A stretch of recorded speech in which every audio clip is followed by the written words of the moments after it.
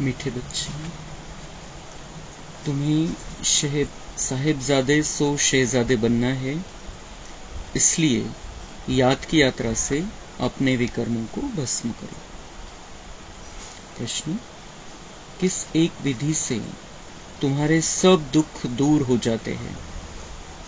किस एक विधि से तुम्हारे सब दुख दूर हो जाते हैं? उत्तर, जब तुम अपनी नजर बाप की नजर से मिलाते हो तो नजर मिलने से तुम्हारे सब दुख दूर हो जाते हैं, क्योंकि अपने को आत्मा समझ बाप को याद करने से सब पाप कट जाते हैं। यही है तुम्हारी याद की यात्रा। तुम देह के सब धर्म छोड़ बाप को याद करते हो, जिससे आत्मा सतो प्रधान बन जाती है। तुम सुख धाम के मालिक बन जाते हो। ओम शांति। शिव भगवान उवाच, अपने को आत्मा समझकर बैठो। बाप फरमाते हैं, शिव भगवान उवाच, माना ही शिव बाबा समझाते हैं, बच्चे अपने को आत्मा समझकर बैठो, क्योंकि तुम सब ब्रदर्स हो, एक ही बाप के बच्चे हो, एक ही बाप से वर्षा लेना है, हूबहू जैसे 5000 वर्ष पहले बाप से वर्षा लिया था। स्वतःला हे चित्र दाखवायचंय की 5000 वर्षापूर्वी पण आपण बाबांचे बच्चे बनलो होतो आणि त्यांच्याकडून वारसा हक्क प्राप्त केला होता नव्या दुनियेचा। आदि सनातन देवी देवताओं की राजधानी में थे। वर्षा प्राप्त करके हम राजधानी में चले गए थे अपने। बाप बैठ समझाते हैं, तुम सूर्यवंशी अर्थात विश्व के मालिक कैसे बन सकते हो? मुझ अपने बाप को याद करो। तुम सब आत्माएं भाई भाई हो। ऊंच ते ऊंच भगवान एक ही है। उस सच्चे साहिब के बच्चे साहिबजादे हैं।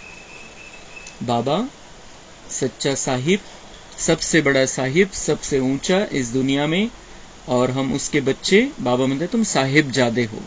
बाबा साहिब और हम साहिबजादे। यह बाप बैठ समझाते हैं।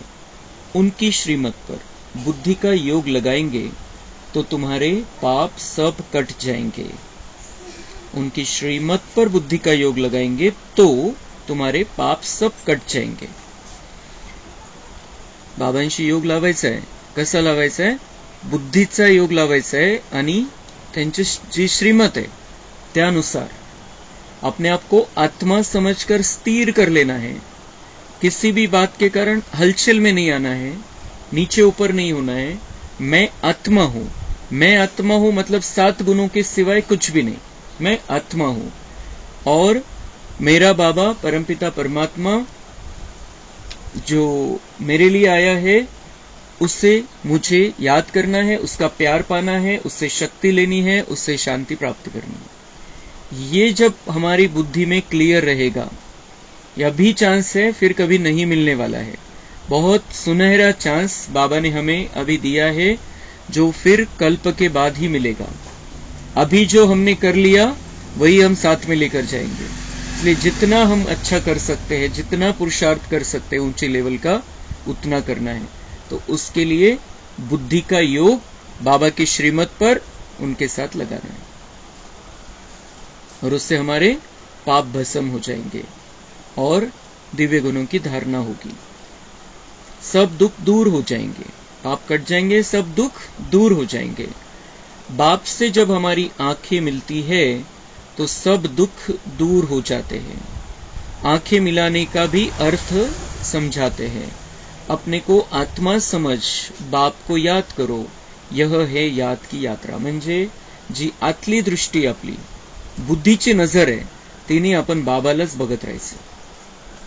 तो बुद्धि की नजर से बाबा को देखते रहना है। अपने आप को आत्मा हम बुद्धि की नजर से ही देखते हैं, बाबा को भी बुद्धि की नजर से ही परमात्मा के रूप में देखते हुए, अपने पिता के रूप में, सर्वशक्तिवान के रूप में देखते हुए उसके वाइब्रेशन में रहना है। उसकी छत्र छाया में रहना है।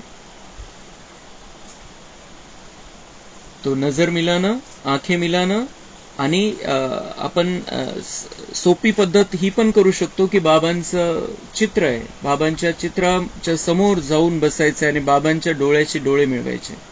काय समजून की परमात्मा, वो परमात्मा और मैं आत्मा.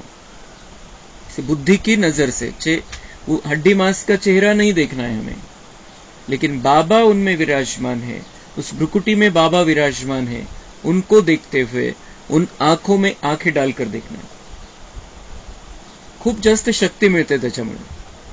पण प्रयोग करून बघायचं. बाबांकडे जी शक्ती आणि जी शांती आहे ती कुठेच नाहीये.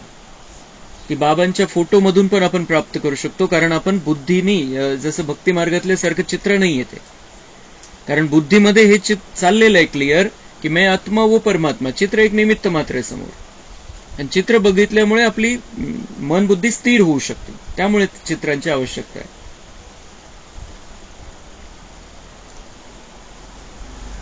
तो इसको योग अग्नि भी कहा जाता है. इस योग अग्नि से तुम्हारे जो जन्म जन्मांतर के पाप है वह भस्म हो जाएंगे.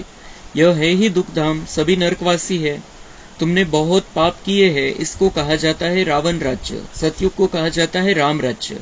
तुम ऐसे समझा सकते हो. भल कितनी भी बड़ी सभा बैठी हो, भाषण करने में हर्जा थोड़ी है. बाबा म्हणते कोणालाही समजून सांगू शकता, तुम्ही सत्य सांगताय. तुम तो भगवान उवाच कहते रहते हो, शिव भगवान उवाच. हम सब आत्माएं उनकी संतान है, ब्रदर्स है. तर सांगायचं आपण काय सांगत असतो, शिव बाबांनी असं सांगितलेलं आहे, परमात्मानी असं सांगितलेलं आहे. आपण डायरेक्ट असंही सांगायचं नाही की हे असं आहे, असं आहे, असं आहे. ये बाबा ने समझाया है, भगवान ने समझाया है, परमात्मा ने समझाया है.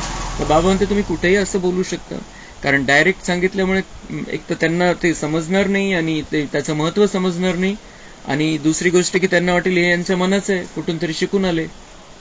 हमें ये क्लियर, क्योंकि हमें परमात्मा नहीं समझाना है, तो हमें सत्य वही बताना है उनको कि ये परमात्मा ने बातें समझाई है.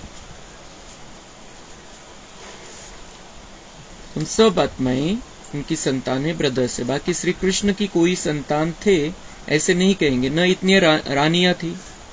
श्री कृष्णाला कोणतीही संतान नहीं, रानी पण नहीं है, क्योंकि वो राजकुमार है, शादी हुई नहीं है, तब वो श्री कृष्ण है. श्री कृष्ण का तो जब स्वयंवर होता है नाम ही बदल जाता है. तो ऐसे कहेंगे लक्ष्मी नारायण के बच्चे थे, राधा कृष्ण के नहीं. तो शादी के पहले का नाम है, शादी के बाद उनका नाम चेंज हो जाता है, फिर उनके बच्चे, 2 बच्चे, एक बच्चा एक बच्ची. राधे कृष्ण ही स्वयंवर के बाद लक्ष्मी नारायण बनते हैं, तब एक बच्चा होता है, फिर उनकी डिनायस्टी चलती. एक बच्चा, एक मुलगा त्यांचा जो राहील तोच पुन्हा गादीवरती बसेल, त्यांच्या गादीवरती. फिर उनकी डिनायस्टी चलती है. तुम बच्चों को अब मामेकम याद करना है. देह के सब धर्म छोड़ो, बाप को याद करो तो तुम्हारे सब पाप कट जाएंगे. सतो प्रधान बन स्वर्ग में जाएंगे. स्वर्ग में कोई दुख होता नहीं, नर्क में अथाह दुख है, सुख का नाम निशान नहीं. ऐसे युक्ति से बतलाना चाहिए. शिव भगवान उवाच, हे बच्चों, इस समय तुम आत्माएं पतित हो, अब पावन कैसे बनो.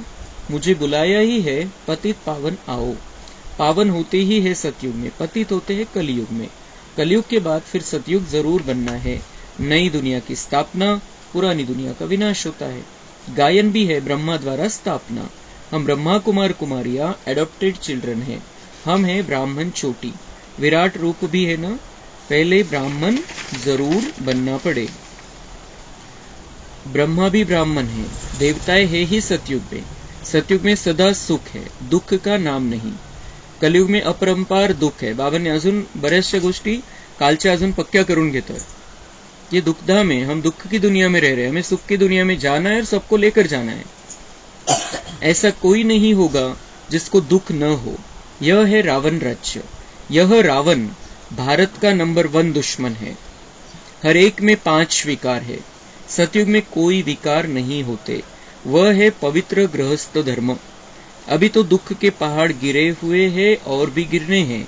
यह इतने बॉम्ब्स आदि बनाते रहते हैं, रखने के लिए थोड़ी है.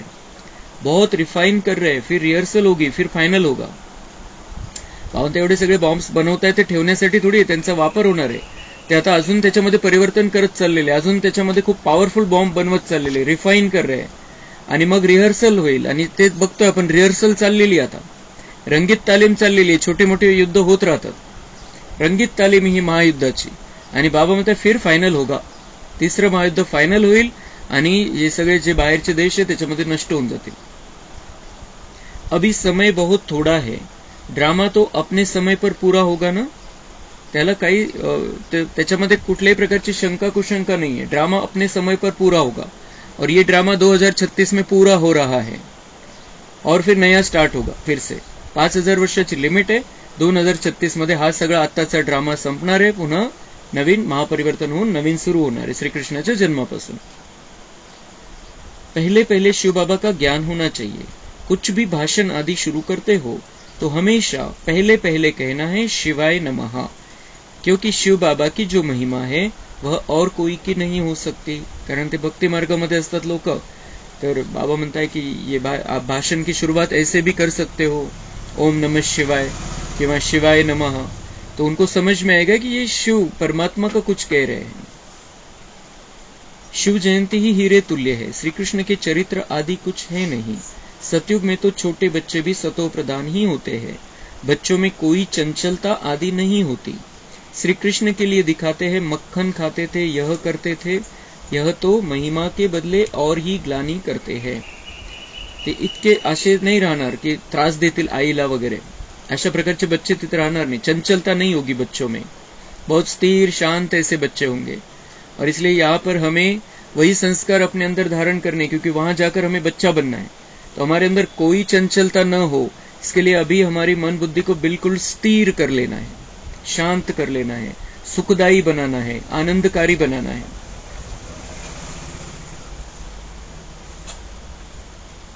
कितना खुशी में आकर कहते हैं ईश्वर सर्वव्यापी है, तेरे में भी है मेरे में भी है, यह बड़ी भारी ग्लानी की है. तर बाबा म्हणते श्रीकृष्णाची ग्लानी निंदा केलेली आहे, माझी निंदा केलेली आहे की तेरे में भी ईश्वर है मेरे में भी ईश्वर है, आणि अवगुण किती भरलेले, तो भगवान की निंदा है. परंतु तमोप्रधान मनुष्य इन बातों को समझ नहीं सकते, तो पहले पहले बाप का परिचय देना चाहिए. वह निराकार बाप है जिनका नाम ही है कल्याणकारी शिव, सर्व का सदगति दाता. वह निराकार बाप सुख का सागर, शांति का सागर है. अब इतना दुख क्यों हुआ है? क्योंकि रावण राज्य है. रावण है सबका दुश्मन, उसको मारते भी है परंतु मरता नहीं. यहाँ कोई एक दुख नहीं है, अपरमपार दुख है. सतयुग में है अपरमपार सुख. 5000 वर्ष पहले बेहद के बाप के बच्चे बने थे और यह वर्षा बाप से लिया था. शिव बाबा आते हैं, जरूर कुछ तो आकर करते हैं ना, एक्यूरेट करते हैं, तब तो महिमा गाई जाती है. शिवरात्रि भी कहते हैं. फिर है श्री कृष्ण की रात्रि. अब शिवरात्रि और श्री कृष्ण की रात्रि को भी समझना चाहिए. शिव तो आते ही है बेहद की रात में. श्री कृष्ण का जन्म अमृत वेले होता है, न की रात्रि को. अजून एक गोष्ट बाबा सांगताय, जन्म कधी होणार आहे श्रीकृष्णाचा? अमृत वेला में होगा, रात्रि में नहीं होगा. रात्री दाखवलेला जन्म श्रीकृष्णाचा. आणि शिवरात्री, तर रात्री कोणती? कलियुगाची अंधकारमय रात्र, त्याच्यामध्ये बाबा येतो. श्रीकृष्णाचा जन्म जो 2036 शेवटी किंवा 2037 स्टार्टला होणार आहे, तो अमृत वेलेला होणार आहे, रात्री नाही होणार, बिल्कुल मध्यरात्रि वगैरह ऐसा नहीं होणार. शिव की रात्रि मनाते हैं परंतु उनकी कोई तिथि तारीख नहीं. श्री कृष्ण का जन्म होता है अमृत वेले. अमृत वेला सबसे शुभ मुहूर्त माना जाता है. वो लोग श्री कृष्ण का जन्म 12 बजे मनाते हैं, परंतु वह प्रभात तो हुई नहीं. प्रभात सवेरे 2-3 बजे को कहा जाता है. बाबा म्हणते 2-3 बजे के बाद में अच्छा वातावरण होता है, अच्छी वो जैसे अमृत वेला की स्टार्टिंग हो जाती है, तो वो उस समय श्री कृष्ण का जन्म होगा. 2-3 बजे के बाद, रात में 12 बजे श्री कृष्ण का जन्म नहीं होता है. भगवान कह रहा है जो श्री कृष्ण का बाप है. ऐसे थोड़ी 12 बजे विकार से उठकर कोई भगवान का नाम भी लेते होंगे, बिल्कुल नहीं. बाबा म्हणते विकारी टाइम है तो 12 वाजता. अमृत वेला 12 बजे को नहीं कहा जाता है. उस समय तो मनुष्य पतित गंदे होते हैं, वायुमंडल ही सारा खराब होता है. बाबा म्हणते अशा वेळेला नाही होणार त्याचा जन्म. 2:30 बजे थोड़ी कोई उठता है. 3-4 बजे का समय अमृत वेला है. उस समय उठकर मनुष्य भक्ति करते हैं। यह टाइम तो मनुष्यों ने बनाए हैं, परंतु वह कोई समय है नहीं। तो तुम श्री कृष्ण की वेला निकाल सकते हो, शिव की वेला कुछ भी नहीं निकाल सकते। रात्री म्हणजे तो कधी आला नेमका किती वाजता आला हे नाही, पण बाबा म्हणते ये 3-4 बजे का जो समय है, उस समय में श्री कृष्ण का जन्म होता है। यह तो खुद ही आकर समझाते। तो पहले पहले महिमा बतानी है शिव बाबा की, गीत पिछाड़ी में नहीं, पहले बजाना चाहिए। शिवाच्या महिमाचं गीत बाबा म्हणते सुरुवातीला, म्हणजे लक्षात येईल की हम किसकी बातें सुन रहे हैं। कोणत्याही ठिकाणी आपण कोणाला सांगायचंय तो सुरुवातीला शिवबाबांची महिमा, क्योंकि समझ में आना चाहिए कि ये महावाक्य किसी जो सुना रहा है उसके भी नहीं है, साधु संत के नहीं है, शास्त्र के नहीं है, डायरेक्ट शिव परमात्मा के महावाक्य है। शिव बाबा सबसे मीठा बाबा है, उनसे बेहद का वर्षा मिलता है। क्यों मीठा है? क्योंकि वो हमें मीठा वर्षा देता है, बेहद का, जन्म जन्मांतर का। आज से 5000 वर्ष पहले यह श्री कृष्ण सतयुग का पहला राजकुमार था। वहां अपरम अपार सुख थे। अभी भी स्वर्ग का गायन करते रहते। कोई मरता है तो कहेंगे फलाना स्वर्ग गया। अरे अभी तो नर्क है, स्वर्ग हो तो स्वर्ग में पुनर्जन्म ले सके। तो बाबा कहते वो जो सुंदर दुनिया थी वो याद है बुद्धि में, इसलिए अभी भी उसको याद करते। क्या कहते किसी का मृत्यु होने के बाद कि वो स्वर्ग पधारे, स्वर्ग सिधारे, वैकुंठवासी झाले। लेकिन बाबा कहते स्वर्ग है ही नहीं अभी, और अभी स्वर्ग आने वाला है, उसके लिए हम तैयार हो रहे हैं। समझाना चाहिए हमारे पास तो इतने वर्षों का अनुभव है, वह सिर्फ 15 मिनिट में तो नहीं समझा सकते, इसमें तो टाइम चाहिए। थोडक्यात आणि शॉर्ट मध्ये सांगून काही फायदा नाही। थोडासा वेळ, ज्याला जेव्हा वेळ असेल, आपल्याला वेळ असेल त्यावेळेलाच या सगळ्या गोष्टी सांगायच्या, कारण त्याच्या आपण काही सांगू, डायरेक्ट सांगू आपण आत्मा परमात्मा, पण त्याच्या मनामध्ये काय चाललेलं आहे, शंका कुशंका काय, ते क्लिअर करायला वेळ पाहिजे, स्टेप बाय स्टेप समजावं लागतं। तो बाबा म्हणता है समय पूछकर लेकर तुम्हारा समय देखकर उनको समझाना चाहिए। पहले पहले तो 1 सेकंड की बात सुनाते हैं। बेहद का बाप जो दुख हरता सुख करता है उनका परिचय देते हैं। वह हम सब आत्माओं का बाप है। सुरुवातीला बाबा म्हणते असं सांगा कि बेहद का बाप है, वो दुख हरता सुख करता है, वो हम सब आत्माओं का बाप है, और वो आता है हमें दुख से छुड़ाने, सुख में ले जाने। हम बीके सब शिव बाबा की मत पर चलते हैं। बाप कहते तुम सब भाई भाई हो, मैं तुम्हारा बाप हूं। काय काय समझवायचे त्यांना। मैं 5000 वर्ष पहले आया था, तब तो शिव जयंती मनाते हो। स्वर्ग में कुछ मनाया नहीं जाता, शिव जयंती होती है जिसका फिर भक्ति मार्ग में यादगार मनाया जाता है। यह गीता एपिसोड चल रहा है। नई दुनिया की स्थापना ब्रह्मा द्वारा, पुरानी दुनिया का विनाश शंकर द्वारा। अब इस पुरानी दुनिया का वायुमंडल तो तुम देख रहे हो, इस पतित दुनिया का विनाश जरूर होना है, इसलिए कहते हैं पावन दुनिया में ले चलो। अतः दुख है, लड़ाई, मौत, विधवापना, जीवघात करना। सतयुग में तो अपार सुखों का राज्य था। यह एम ऑब्जेक्ट का चित्र तो जरूर वहां ले जाना चाहिए। लक्ष्मी नारायण विश्व के मालिक थे। 5000 वर्ष की बात सुनाते हैं। इन्होंने कैसे यह जन्म पाया, कौन से कर्म किए जो यह बने। लक्ष्मीनारायणच्या चित्रावरती सुद्धा समजून सांगायचंय कि 5000 वर्ष की बात सुनाते हैं आपको। लक्ष्मी नारायण का राज्य था, इन्होंने ये जन्म कैसे पाया, कैसे राज्य पाया, कैसे इनके अंदर ये दिव्य गुण आए। तो उनको समझाना है कि भगवान आकर पढ़ाता है, और उस पढ़ाई से सभी मनुष्य से देवता बन जाते हैं, और जो देवता बनने वाले हैं उनमें नंबर 1 है लक्ष्मी नारायण।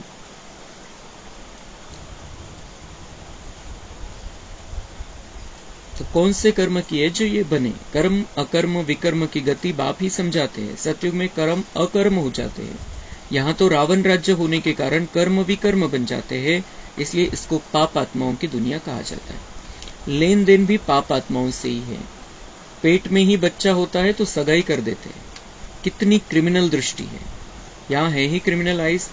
म्हणजे बाबा म्हणते असं पहिले तो व्हायचं, आता तर थोडा फरक पडलेला आहे, पण म्हणजे बच्च्याचा जन्म झालेला नाहीये तरी ठरवून टाकायचे। तो बाबा म्हणजे किती विकारी दृष्टी आहे।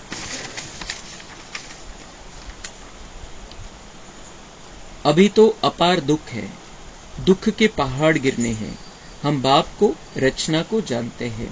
तुम तो किसी का भी ऑक्यूपेशन नहीं जानते हो। बाप ने भारत को पैराडाइज कब और कैसे बनाया था यह तुम नहीं जानते हो। आओ तो समझाए, भारताला स्वर्ग कोणी, बाबांनी कसा बनवला होता।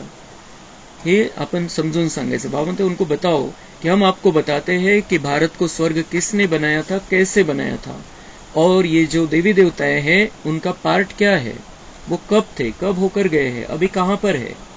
ये सब बातें उनको ये समझाना है कि हम आपको बताते जो सत्य कहानी है इस दुनिया की, तो हम आपको समझाते हैं 84 जन्म कैसे लेते हैं.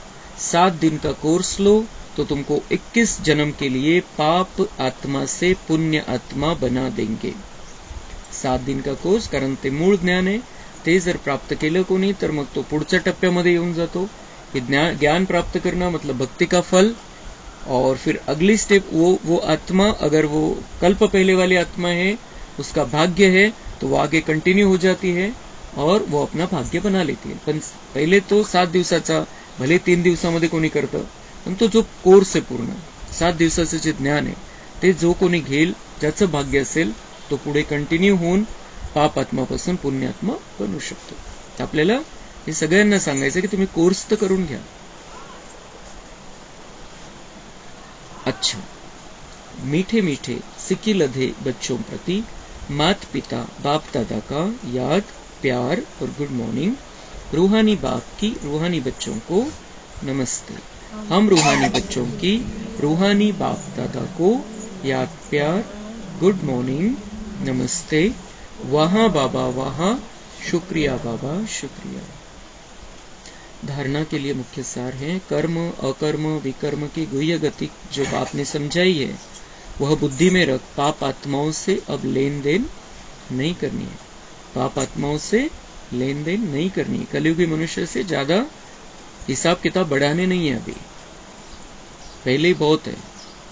श्रीमत पर अपना बुद्धि योग एक बाप से लगाना है. सतो प्रधान बनने का पुरुषार्थ करना है.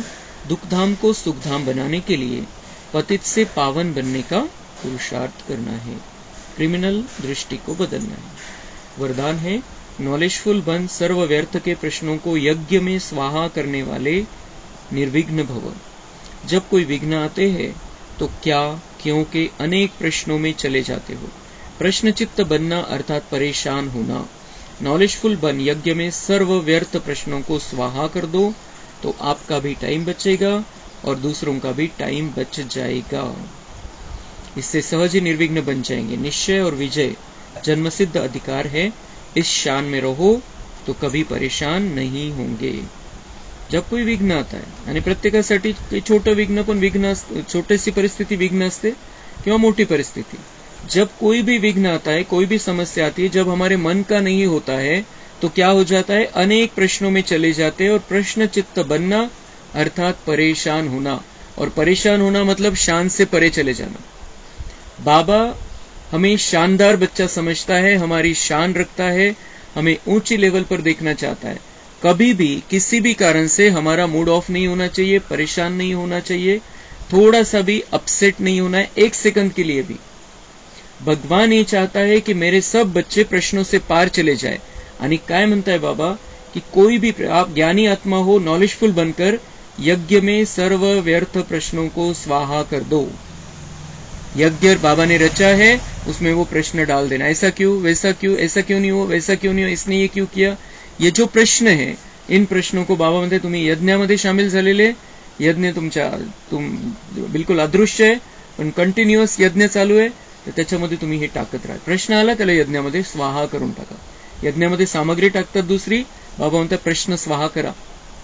स्वाहा करा म्हणजे बिलकुल त्याला खाक करून टाका, समाप्त करून टाका. बाबा देख लेगा, ड्रामा देख लेगा.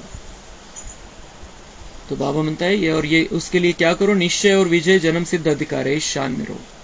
निश्चय और विजय हमारा जन्म सिद्ध अधिकार है, इस शान में रहेंगे तो बाबा म्हणते कभी भी परेशान नहीं होंगे. और बाबा में परेशान स्थिति में 1 सेकंड भी देखना नहीं चाहता है.